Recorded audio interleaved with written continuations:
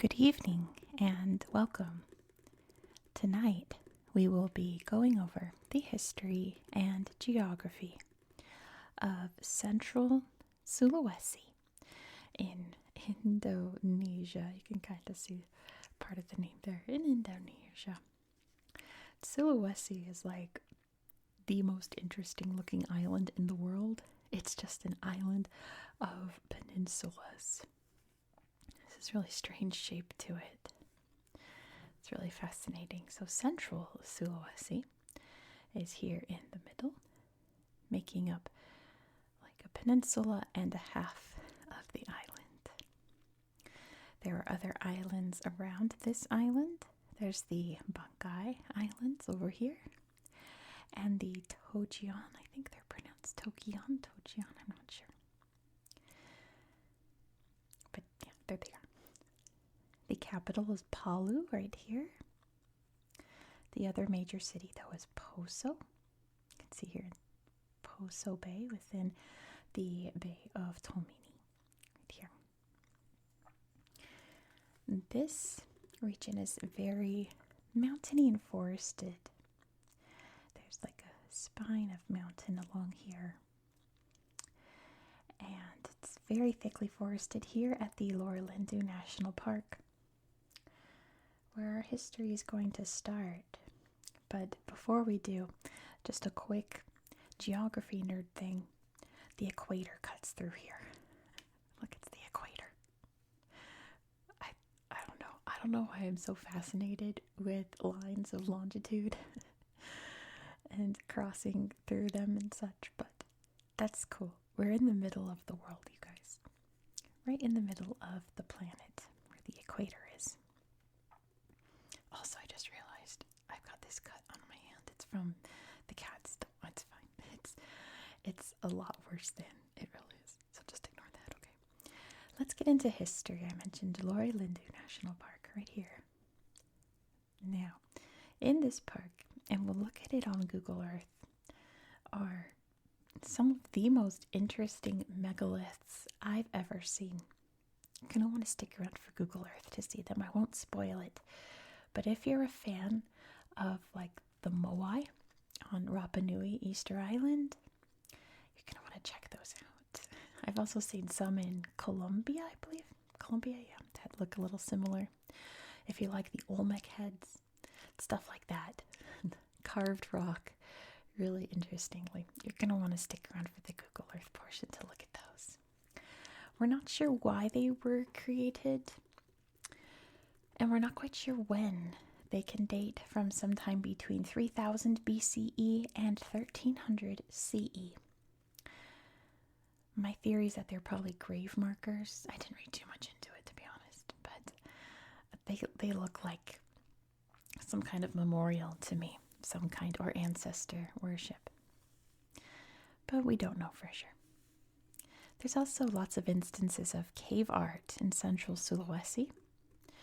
Some of it dating back to as old as the cave art found in France and Spain, which is very old. People have been living in Indonesia for so long. We just talked about Java Man the other day in Central Java.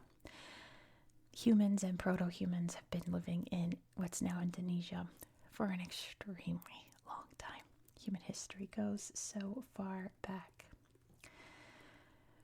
But we're actually going to jump ahead in history until about the 1400s, 1500s CE. There were, of course, many different groups living in Sulawesi and definitely in Central Sulawesi at that time. But I want to jump to the introduction of Islam to Sulawesi. Indonesia is the country with the largest population of Muslims. So, Islam being introduced is a huge deal, right? And it was a huge deal here. A lot of people took to the religion, and many different kingdoms and sultanates arose from that. Too many to mention. They rose and fell. There's a big one based in the Banggai Islands, a lot in the interior. One of them, I think it was Gorontalo, which we're not going to talk about today, as you can see, but Gorontalo was also in this area. was underneath the Sultanate of Ternate, I believe it's pronounced. Just let me make sure you can see Ternate is right here. Over in the Moluccas, in Maluku actually. But that's going to come up in tomorrow's video, so just put a pin in that until tomorrow. The Sultanate of Ternate is going to be in tomorrow's video too. Very strange coincidence there. Just remember that, okay? There will be a quiz. Now, these sultanates technically don't exist today. Most of them were conquered by the Dutch East India Company, whether they signed treaties and they slowly lost power to the Dutch, or they rose up and the Dutch fought back and conquered them. But a lot still technically sort of exist in the form of regencies. Central Sulawesi, and I believe the other regions of Sulawesi as well, are split into regencies, like counties, right? And those regencies are roughly the territory of former kingdoms and sultanates. So they're not a full autonomous kingdom, obviously. Sulawesi, the entire island of Sulawesi, like very gladly joined the Indonesian independence movement, which we'll get into in a second. But nevertheless, there are still remnants of those old kingdoms and sultanates today. But yeah, people here were very much against the Dutch controlling them. There were very large resistance movements in Central Sulawesi. One of them, like the biggest one, was in early 1942. If you know your history, a lot was happening in this area in 1942, early 1942 as well. World War II was in full force here in the Pacific, and the people here took advantage of that war chaos to push for independence and for joining the Indonesian independence movement, which sadly would fail, but it would literally be months later when Japan invaded the island. And like I always say, when we talk about Japanese invasion during World War II of islands in the Pacific, we're going to just gloss over the atrocities that they committed in the regions. It's going to be the same in tomorrow's video, the exact same spiel. It's not YouTube friendly for one, and it is not relaxing, especially the ones we're going to talk about tomorrow. Those are not relaxing in the slightest. But the Japanese treated the people here extremely cruelly. And we'll just leave it at that. We all know what atrocities occurred. I don't need to get into it, do I? Japan would surrender in 1945. The island would technically go back to the Dutch, but of course the people here were over it and they wanted independence. The concept of Indonesia was in full force, and the Dutch did not want that, and there was a lot of fighting. There was a whole war between the Dutch and the country, or the future country of Indonesia, for independence, and a lot of that fighting occurred here in Central Sulawesi. But spoiler alert, Indonesia would gain its independence, so there's that. Like I said, this area is mostly Muslim, like majority Muslim, but there are some Christian populations here in Central Sulawesi, and sadly that led to some religious violence beginning in the early 2000s. Some of it led from Islamist violence, which is very different from just your typical religious violence. There's a difference between religious disagreements and extremism, and I want to make that very clear, that not all of the violence was from extremism, but some of it was. And that's very sad, isn't it? It's horrible. But again, we're not going to get into those because they're pretty atrocious. We will talk about something even more devastating that occurred on September 28th, 2018. A huge earthquake hit Sulawesi, and it caused a very large tsunami. And it essentially destroyed Palu and the areas around here. It also created a phenomenon, I think it's liquefaction or liquefaction, where the soil just became liquid and just washed everything away. And there are areas of Palu that are still not able to be inhabited today, although I think it's better than some of the sources I read. But that soil is still too slushy to settle and live on today. It was a very, very devastating event. The Palu was essentially destroyed, but like I said, for the most part, it's been all rebuilt. And the scars from that event are healing, which is always wonderful to hear. And that is essentially the history of Central Sulawesi. I've locked my cats out because they started going absolutely bonkers right before I filmed, and I can hear them rolling around outside the door. So I'm going to go take care of them, and then I'm going to hit the lights, grab the tablet, and we're going to look at Central Sulawesi on Google Earth. Let's go. Here we are in Central Sulawesi. I just realized it's the Gulf of Tammany, not the bay. It makes more sense to be a gulf. My bad, I wrote down the wrong thing in my notes. But let's zoom out so you can see exactly where we are in the world. Sulawesi is very easy to find, like I said. It's very unusually shaped. Here is Indonesia, the world's largest archipelago, which is just a fancy geography term for a cluster of islands. We'll be in the Philippines archipelago tomorrow. But yes, Sulawesi is right here. You can see big old, I almost said Sumatra, Borneo right here. And big old New Guinea over here. It's in the middle. The Moluccas are over there, but they're much harder to see from zoomed out. But Sulawesi is pretty easy to find. It's so bizarrely shaped. So let's start. Let's go north to south. Why not? And we'll end at the islands. Let's see. There are, like I said, many different mountains along here. Some of them have really terrible slideshows. I can't remember which ones they are. This might be one of them. Oh yeah. See, a lot of them are these, like, what does it say? Oh, it's not in English, but it looks like there's in some kind of scouting group. It's a lot of pictures of those. Let's see. Let's try this one. See, there they are.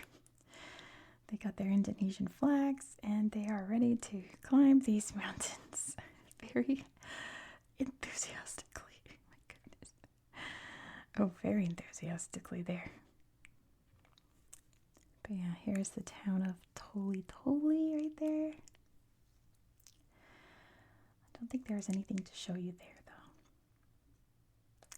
Oh, I meant to say, there wasn't really a lot of infrastructure on this island until like the 1930s or so. And then when Japan occupied, they built a ton of airstrips and various infrastructure and stuff that still exists today.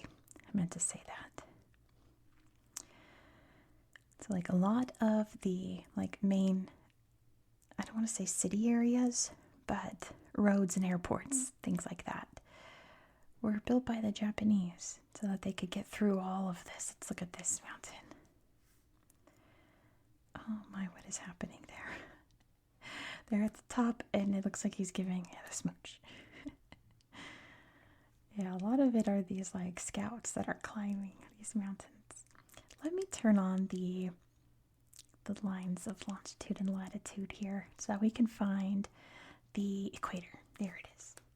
Because there's little monuments on each side of the peninsula here. Let's see. I think this is it. My cat's in the litter box. That's okay. Equator. No, this isn't a very fancy sign. Or I think there's like there's a plaque here. They made a plaque for the sign. And they're very enthusiastic about it as well. But I think that I like this better than the one that's on the other side of the peninsula. Look at that. It says North Pole is 10,000 kilometers that way and South Pole is 10,000 kilometers that way. How cool is that? I just think that's so neat. They think so too. They agree with me. Those would be my friends. Oh, look, they're out in the water. Looks like they're learning how to do some kind of aquatic something, maybe. Equator. The whole group is out at the equator.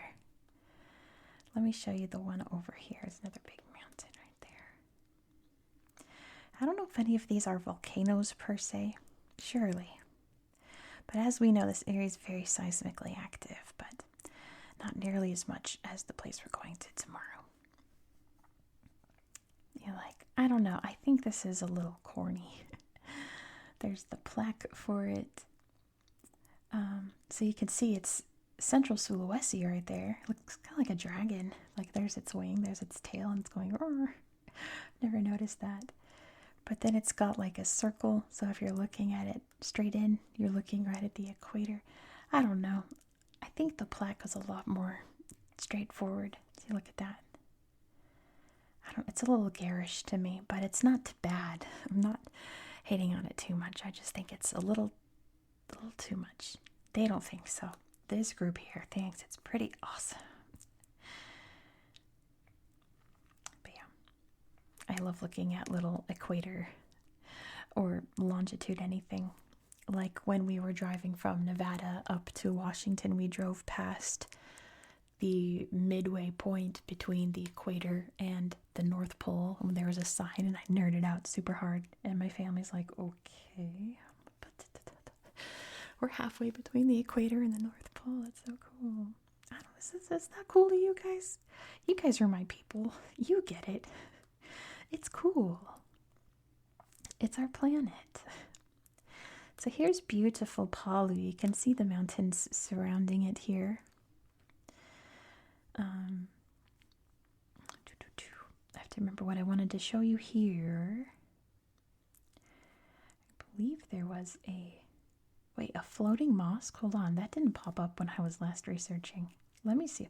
Whoa. Oh, it's on a little pier.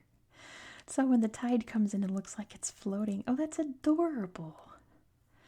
It's like that torii gate in Hiroshima, Japan. Oh no, oh no. That must have been after the earthquake. Oh no. Well, I'm sure it's rebuilt today, right? Oh no, how sad. It's really quaint and cute. I'm sure if it's tagged, it's still there. So I'm sure it's fine. Poor thing fell in the water during the earthquake, but pretty much every building in this town was damaged by the earthquake. So unfortunately, that's the reality of that. Very sad. There's a little museum right there. Doesn't say what it is though. It's a museum of some kind. Oh, there's Laura Lindu spoilers. I think that was the museum I wanted to show you, but it's got some Laura Lindu statues there, and we're gonna look at those next. So, but there's the museum, and yeah, here's the city. It was just a very tiny fishing village until like the 1950s when it was designated the capital, and I believe some other towns were very salty about that. But it has grown, as you can see. The biggest city in the region today. Lots of pretty waterfalls over here. Let's see if there's some scout groups there too. No, but isn't that gorgeous? Look at these. That's like art. Look at the sun coming through. Look how beautiful. My goodness. Wow. It's amazing. Little photo areas there. Trying to get the most out of the area. All right. Let's look at Laura Lindu. Was this the lake I was reading about? It might have been that.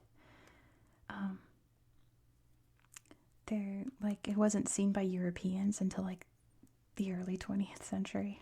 They finally penetrated it. But let's look at Ireland. Let's see these megaliths. Look at this. We'll ignore the person here. But look at these. You can see the hands right there and their little faces. Is that not incredible? And there's so many of them. There's a couple hundred. They also made like big pots, kind of like Field of Jars over in Laos. Look at these. Is that not amazing? That is so great. I love them. They're amazing. See, like they're giving Rapa Nui, they're giving Moai, aren't they? In my opinion, there's something very like mystical about them. Look at this old-timey photo. Indiana Jones style. Some of the big, like, I guess, pots. Was that ancient or did these kids? I don't think the kids, but look at all that. It's amazing. That amazing rock art. I'm a huge fan of old-timey rocks, as you guys know. I think this is a broken one. Yeah, this one had a bad day. He had a bad time. He's broken, sadly. But I wonder how and when he got broke. Like, were they carving this one up and it smashed and they just left it where it was? Or was this recent? Like, I don't know. Get some tortillas there. Let me see. I think I only found one other slideshow here. I have to find the word megalith. But I think that main slideshow had the best pictures. See, look at that. Megalith Watume Boko. Look at that. It's just this little guy. It's just his head. So cool. Yeah, they're all over. I'm so fascinated. I'd love to go see them someday. New bucket list edition. I have so many places I want to see in Indonesia, and Sulawesi was not on my list until researching this. Oh, Lake Poso was the lake. My bad. It was Lake Poso that wasn't seen by Europeans until like 100 years ago.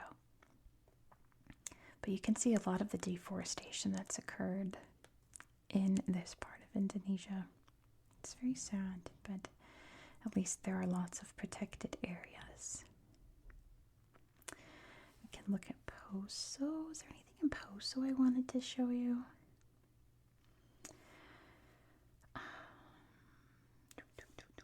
Let me see. I was reading a lot about Poso. I don't think there is, but I'll take a look. Lots of memorials. Oh yeah, I was wondering about this. It looks like a little memorial history walk there. Kind of reminds me of when we were in Arizona in Phoenix and they had like a memorial walk outside the Capitol building. It's pretty neat. Right, let's go look at some islands. Let me see this real quick. That's a great name. Pengunungan Pampangeo. It's more scouting groups, man. They're all over the place. Climb every mountain, apparently, is their motto. But there's all kinds of other little mountains here. I wonder if anyone else can look around and find some more pictures of that group. So here's the Togian, I think it's pronounced Togian.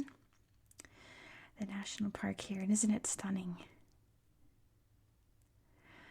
Makes you feel like you're way farther out in the Pacific than you actually are, because this like feels like Fiji, Polynesia, you know, but we're not quite there, are we? Look at all the beautiful coral. And like this person doesn't even have like scuba or even like a snorkel. They just dove in and you can see all of the beautiful coral right there. How lucky. What a fascinating place. Looks like paradise to me. And then down here are the Banggai Islands.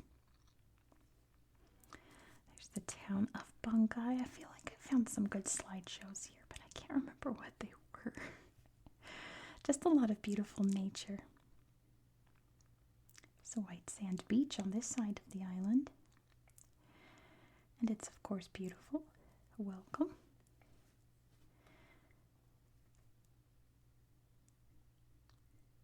Lots of canoes being built and photo places. You can bring your little tire out. And splish splash in the water there. Looks kind of mangrovey, but also like very calm and peaceful at the same time. Let me see. I feel like I found stuff up here to show you guys. But I don't remember what. Also, someone tell me what Ayurturgeon means. Or at least Ayur, because it's on a lot of tagged things. And I was trying to use context clues to figure out what it meant, and I couldn't. Someone tell me what that means. I don't know if it's Bahasa or what. I wouldn't even know where to begin. I think it was just beaches I was looking at on the islands here. So you know me, I love a beach. I love it. There's caves. Although I think, I think that I'm thinking of the caves I'm going to show you tomorrow, though. Because like I said, we're going to the Philippines tomorrow, and I found some pretty rad caves that are very creepy. But these are pretty great, too. I think so, too. Yeah, I suppose I'll just end it there. There's a lot of great things to see around this area. Like I said, there's so many different mountains and waterfalls. Let's end it here. More of these climbing groups. My goodness. Maybe not that one. Something more natural. Let's find a mountainy area in here. How about this one? Here we go. Looks like a rice field or something right there. Let's take a look. Thank you so much for watching. It's some kind of field. If you enjoyed this style of content, please consider subscribing. Like I said, we're going to the Philippines tomorrow, and that's when we're going to see the chocolate hills of Bohol, and also some very important events in Philippine history occurred in this area. So you're going to want to subscribe so you won't miss out.